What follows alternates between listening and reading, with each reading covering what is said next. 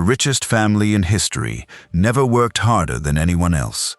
They understood something most people refuse to accept. Wealth is not earned through effort. It is extracted through leverage. The Medici family controlled Europe for 300 years, not because they labored more, but because they mastered the dark psychology of power. They turned debt into obedience, information into currency, patience into predation.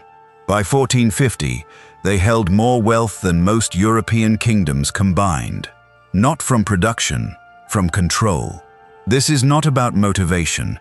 This is about mechanisms, the uncomfortable ones, the ones that work. You have been taught a comfortable lie. Work hard, save money, build slowly. The people who control wealth know better. They know that labor produces income, but leverage produces power. There is a reason the Medici name survived 5 centuries, while 1 million hard-working merchants disappeared into history. It was not virtue, it was psychology. In 1397, Giovanni di Bicci de' Medici started the Medici Bank with no inheritance and no political connections. 30 years later, his family controlled the papal finances and held debt contracts with half the crowned heads of Europe. Not through harder work, through calculated psychological manipulation of need, fear, and obligation. Here is the first uncomfortable truth. Debt is not just money owed. Debt is psychological control. When someone owes you money, you own part of their future decision-making. The Medici understood this better than any institution before or since. They did not lend money to make interest. They lent money to create dependency. In 1433, Cosimo de' Medici was exiled from Florence by rival families who feared his growing power. 1 year later, those same families recalled him. Not because they liked him, because they owed him. He had systematically positioned himself as the creditor to every major political faction in the city. Exile him, and their debts became due. Recall him, and they survived. He returned, not as a citizen, as the uncrowned ruler of Florence. Pause for a second. Think about one person in your life who controls your decisions without ever giving you an order. One name. Who is it? That is leverage. The Medici built an empire on that feeling. They made themselves necessary, not loved, not feared, necessary. When you are necessary, you are untouchable. This is the first pillar of the Medici leverage formula. Debt as control. Not the loan itself, the obligation it creates. Every florin lent was a thread. Enough threads, and you control the entire tapestry. By 1450, the Medici Bank held loans to the Pope, the King of France, the Duke of Milan, and half the merchant guilds in Europe. They did not collect interest to get rich. They collected dependency to become irreplaceable. Strategy 1. Lend to people who cannot afford to default. The Medici never lent to the desperate. They lent to the powerful. Kings, popes, dukes. People whose survival depended on maintaining their image of strength. A merchant can declare bankruptcy and disappear. A king cannot. His throne depends on the belief that he is solvent. In 1464, King Edward IV of England owed the Medici Bank over 50,000 florins. He could not pay, but he also could not default. Defaulting would mean admitting to his rivals that the crown was broke, so he negotiated. He gave the Medici trading monopolies, tax exemptions, access to English wool markets. He paid his debt in power, not money. That is worth more.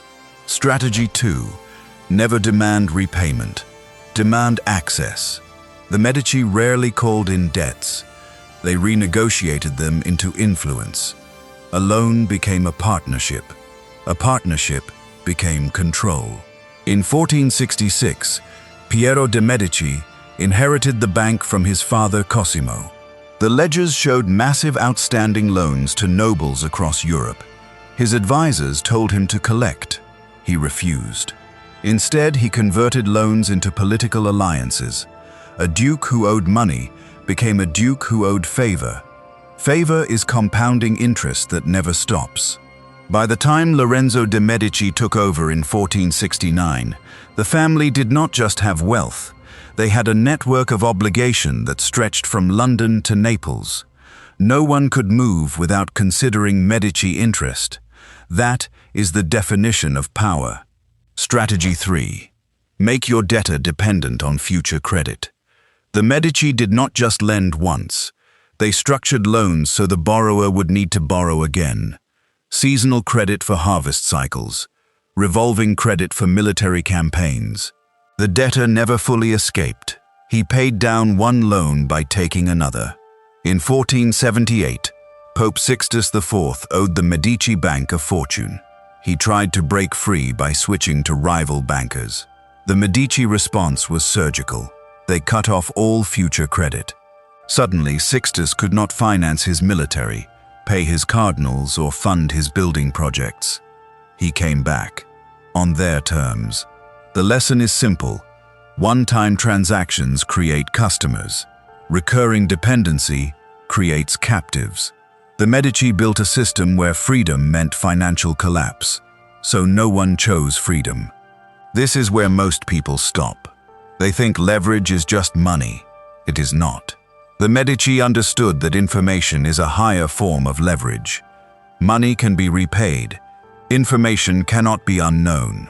In 1450, the Medici Bank operated branches in 16 European cities. But those branches were not just banks. They were intelligence hubs. Every transaction carried information. Who was borrowing? Who was struggling? Which kingdoms were preparing for war? Which merchants were about to fail? The Medici did not just move money. They moved knowledge. And they moved it faster than anyone else in Europe. By the time a crisis became public, the Medici had already repositioned.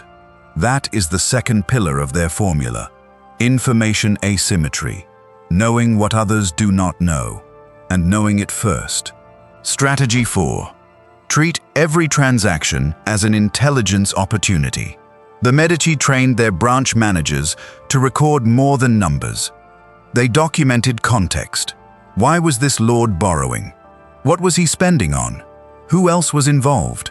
A loan to build a fortress meant military preparation. A loan to buy grain meant famine risk. A loan to pay dowries meant alliance building. Every entry in the ledger told a story, and those stories, aggregated across 16 cities, became a map of European power in real time. In 1453, when Constantinople fell to the Ottomans, the Medici knew before most European kings. Their branch managers in Venice and Rome reported disrupted trade routes within days. While others panicked, the Medici repositioned investments toward Atlantic trade. They did not react to the crisis. They anticipated it, because information is only valuable when it arrives before decisions are made. Strategy 5. Control the speed of information. The Medici did not just gather intelligence, they controlled who else received it, and when. They used a private courier network faster than any royal postal system. Encrypted messages, trusted riders, routes that bypassed official channels. When the Medici wanted information to spread, it spread. When they wanted it contained, it vanished. In 1466, a financial panic started in Bruges. Rumors spread that several Italian banks were insolvent. The Medici branch in Bruges sent an encrypted report to Florence within 3 days. Piero de' Medici immediately moved assets out of vulnerable markets. Then he released a public statement reassuring clients. The panic subsided. The Medici lost nothing. Their competitors lost everything. Not because they were smarter, because they were faster, and they controlled the narrative. Strategy 6. Hire people who hear what is not said. The Medici did not just employ bankers. They employed listeners, notaries, scribes, clerks embedded in royal courts, men who attended dinners, recorded wills, witnessed contracts, men who had access to private conversations. In 1471, A Medici clerk in Milan overheard a casual remark by a Sforza courtier. The Duke was considering switching his grain supplier. A minor detail, but the clerk reported it. Within a week, the Medici bank contacted the current supplier and bought him out. Then they raised prices. The Duke had no choice. The profit was secondary. The real gain was proving to the Sforza family that nothing happened in Milan without Medici awareness. Fear of omniscience is more powerful than actual omniscience. Let people believe you know everything. They will act as if you do. Pause again. Think about the last time someone made a decision that affected you. Without asking you. Without telling you. You found out after. That is information asymmetry. Someone knew. You did not. Now imagine if you were always the one who knew first. That is the Medici position. And it is available. Not through espionage. Through attention. Most people do not listen. They wait for their turn to speak. The Medici listened for what was unsaid. For hesitation. For contradiction. For the gap between what someone said and what their actions revealed. Information is everywhere. Most of it is ignored. The people who win are not the ones who gather the most information. They are the ones who notice the right detail before anyone else realizes it matters. Strategy 7. Never reveal how much you know. The Medici rarely confronted people with their own intelligence. They used it quietly. If they knew a rival was planning to betray them, they did not accuse. They maneuvered. They created conditions where betrayal became unprofitable. In 1478, the Pazzi family conspired with Pope Sixtus IV to assassinate Lorenzo de' Medici and seize control of Florence. The Medici had infiltrators in the Pazzi household. They knew about the plot weeks in advance. They did not arrest the conspirators. They waited, let them commit, then crushed them publicly. The Pazzi were executed. Their name was banned from Florence. Their properties were confiscated, and the lesson echoed across Italy. The Medici do not stop threats. They let threats expose themselves. Then they erase them. Completely. Revealing your knowledge too early wastes your advantage. Let your enemies act on false confidence. Then use what you know to destroy them when they are most vulnerable. This brings us to the third pillar, patience as predation. Most people think patience means waiting passively. The Medici understood that patience is active. It is the deliberate choice to let a situation develop until it favors you. Impatient people act when they are ready. Patient predators act when the target is vulnerable. The Medici did not rush, they positioned. In 1434, when Cosimo returned from exile, he did not immediately take revenge on the families who exiled him. He waited 2 years. Let them feel safe. Let them relax. Then, quietly, he restructured the Florentine tax code. Suddenly, his enemies owed more than they could pay. They sold properties, lost influence, disappeared. No violence, no drama, just patient repositioning. By the time they realized what had happened, it was over. Patience is not weakness.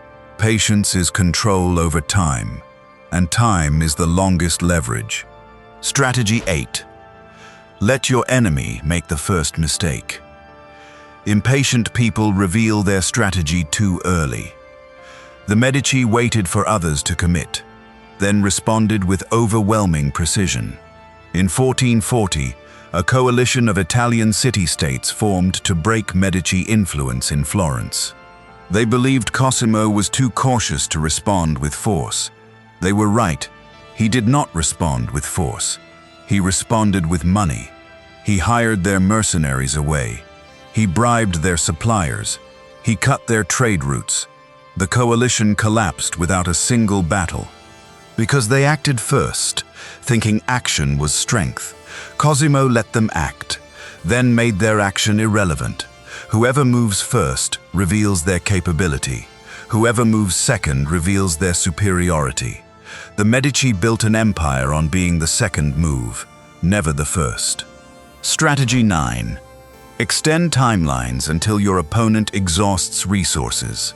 Most people think in quarters, fiscal years, election cycles. The Medici thought in generations. They built systems designed to outlast individual opponents. In 1458, the Milanese duke tried to economically isolate Florence.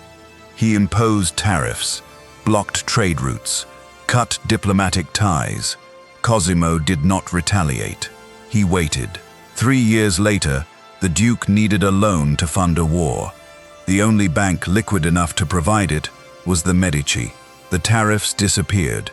The trade routes reopened. The duke became a client because Cosimo understood something essential. Short-term pressure feels urgent. Long-term control is permanent. His opponent spent 3 years fighting. Cosimo spent 3 years waiting. The opponent exhausted himself. Cosimo barely moved and won anyway. Strategy 10. Build systems that survive your absence. The Medici did not rely on charisma or personal presence. They built institutional memory. Every branch manager was trained in Medici methods. Every contract followed Medici templates. Every loan structure reinforced Medici control.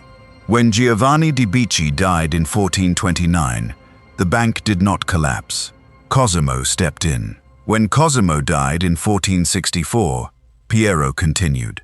When Piero died in 1469, Lorenzo took over. The family changed. The system did not. Because the system was designed to be stronger than any individual. Most wealth dies with its creator. Medici wealth compounded across 5 generations, not because they were immortal, because they built mechanisms that did not need them to function. Your presence should be optional.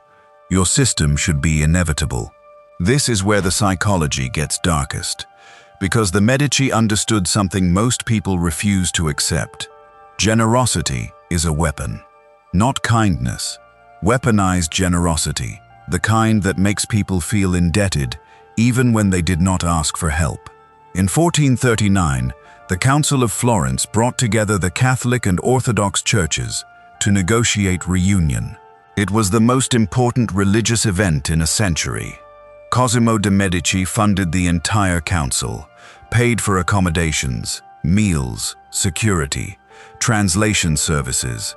He asked for nothing in return, publicly, but every cardinal, bishop, and delegate left Florence knowing they owed the Medici. When Pope Eugene IV needed financial support, he did not consider other banks. When Eastern Orthodox clergy needed safe passage, they wrote to Florence first. Cosimo spent a fortune on the council. He earned a century of papal loyalty. That is the return on strategic generosity. Strategy 11. Give before being asked. The Medici did not wait for requests. They anticipated needs, then filled them before anyone else could. This created the illusion that the Medici were everywhere, omnipresent. In 1450, King Alfonso of Naples was planning a military campaign against Milan. Before he even sent envoys to Florence, a Medici representative arrived in Naples offering a loan at favorable terms. Alfonso was stunned. He had not yet asked, but the Medici knew. They had watched troop movements, tracked grain purchases, listened to courtiers. The loan was already structured. All Alfonso had to do was sign. He did, because refusing would mean admitting he did not need the money, and if he did not need Medici money, he would have to explain why he was mobilizing an army he could not afford. The Medici turned his silence into agreement. By giving before being asked, they removed his ability to negotiate. Anticipation is control. Strategy 12. Make your gift irreversible. The Medici funded buildings, commissioned art, endowed universities, all permanent. When Cosimo funded the reconstruction of San Marco Monastery, he did not just give money, he embedded Medici symbols into the architecture. Medici crests, Medici colors, Medici inscriptions. The monks could not remove them without demolishing the building. Every time someone prayed in that monastery, they saw Medici patronage. The gift became identity. In 1444, Cosimo founded the Medici Library, the first public library in Europe. He donated manuscripts, hired scholars, paid librarians. The library bore his name forever. Centuries later, people still visit the Medici Library, not the Pazzi Library, not the Strozzi Library, the Medici, because they understood that money spent on consumption disappears. Money spent on legacy compounds. Strategic generosity is not charity. It is advertising that lasts centuries. Strategy 13. Let others take credit publicly, while you control privately. The Medici rarely held official political titles. Cosimo was never Duke of Florence. Lorenzo was never crowned. Yet they controlled the city more completely than any titled ruler. Why? Because official power is visible, and visible power attracts resistance. The Medici operated through proxies. They funded politicians who ran for office, appointed loyalists to councils, married into noble families. The face of Florence changed constantly. The Medici remained.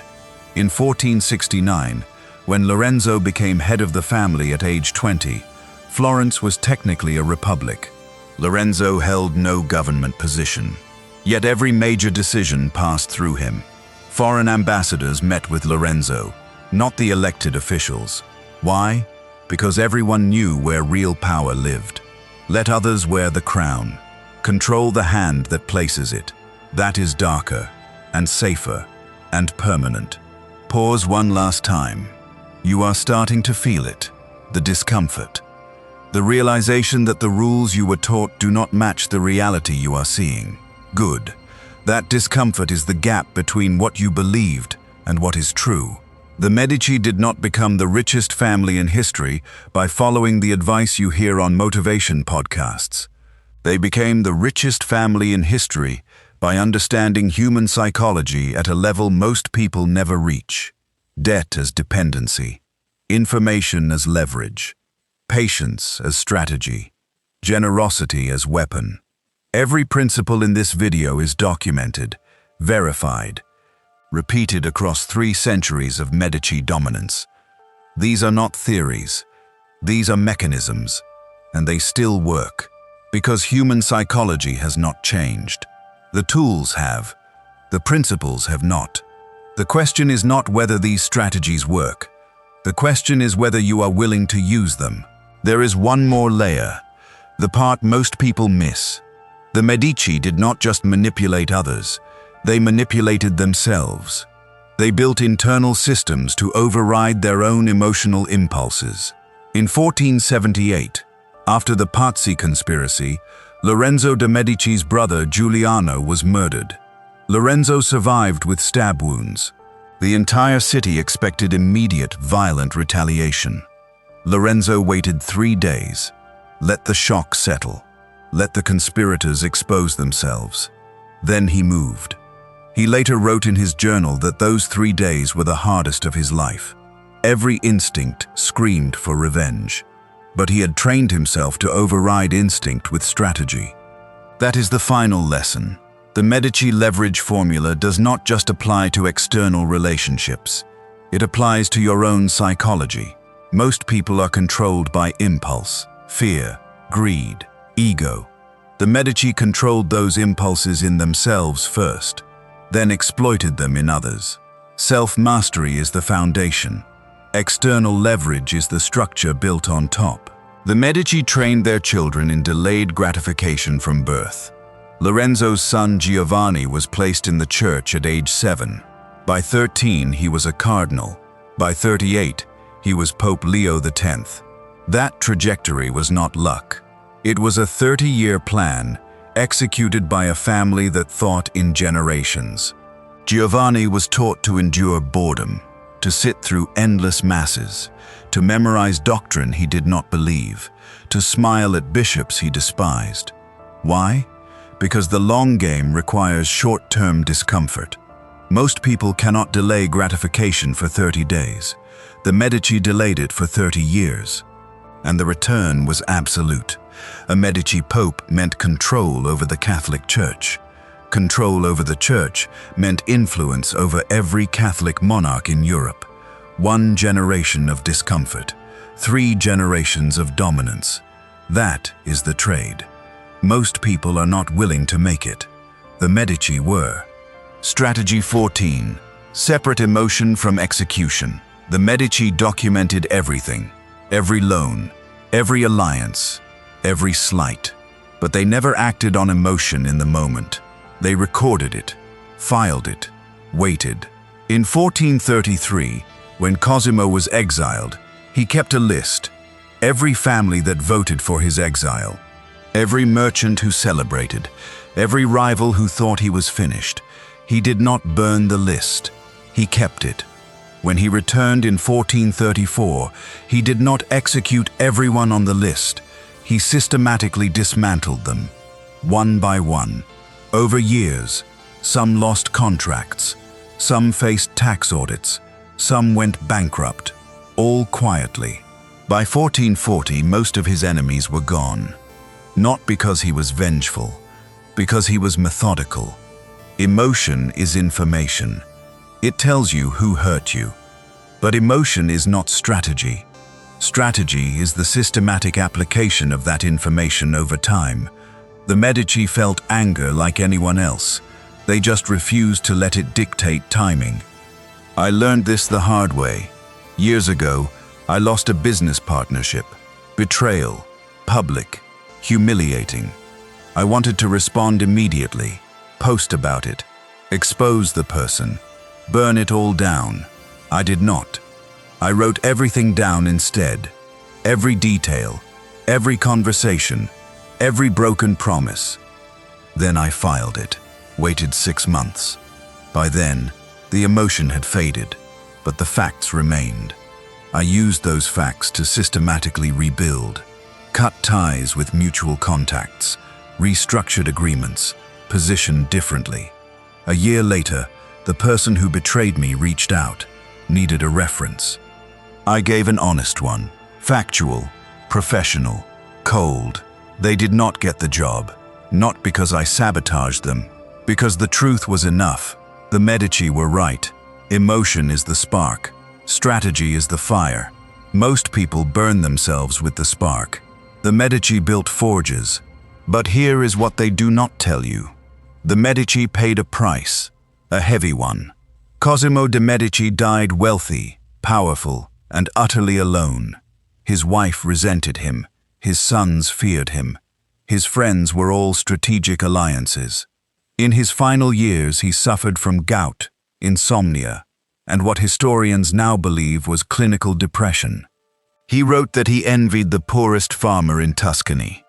Because the farmer could sleep, Cosimo could not.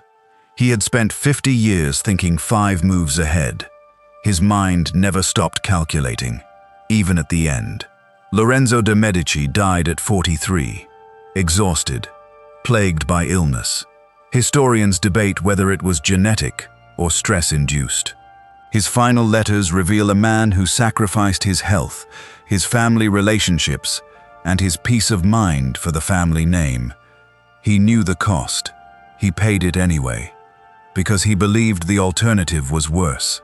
Irrelevance, poverty, obscurity. He chose power over peace. That is the real transaction, the one nobody talks about. Strategy 15. Decide what you are willing to sacrifice. Because the Medici leverage formula works, but it costs. Relationships become transactional. Trust becomes rare. Rest becomes impossible. You will make more money. You will control more outcomes. You will outlast your competitors. And you will do it alone. Because the psychology that makes you powerful makes you isolated. People who think 5 moves ahead do not connect easily with people who think 1 move ahead. The Medici married for alliances, not love. They hired for loyalty, not friendship. They built monuments, not memories. Their empire lasted 300 years. Their personal happiness lasted considerably less. That is the trade-off. Know it before you commit. The Medici formula is not for everyone. It is for people who value legacy over comfort, control over connection, power over peace. If that is you, keep going. If it is not, stop here. There is no judgment either way, but there is a choice, and it is yours.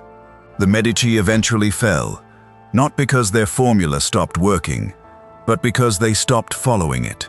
By the late 1600s, the family had become complacent. They held titles, owned palaces, enjoyed wealth they no longer had to fight for. The later Medici stopped lending strategically, stopped gathering intelligence, stopped thinking in generations. They became consumers instead of controllers. In 1737, the last Medici died without an heir. The dynasty that controlled Europe for 3 centuries ended not with a war, but with apathy. The final Medici, Giangaston, spent his last years drunk, bedridden, surrounded by sycophants. He had inherited the wealth, but he never learned the psychology that built it. That is the warning. The formula works, but only if you keep applying it. The moment you stop being strategic, you start being a target. The Medici proved that building an empire takes discipline, but maintaining one takes even more. So what does this mean for you? You are not building a 3-century dynasty. You are building a life, but the principles scale. Debt as control means understanding who depends on you and why. Information asymmetry means knowing what others do not. Patience as predation means acting when conditions favor you, not when emotion demands it.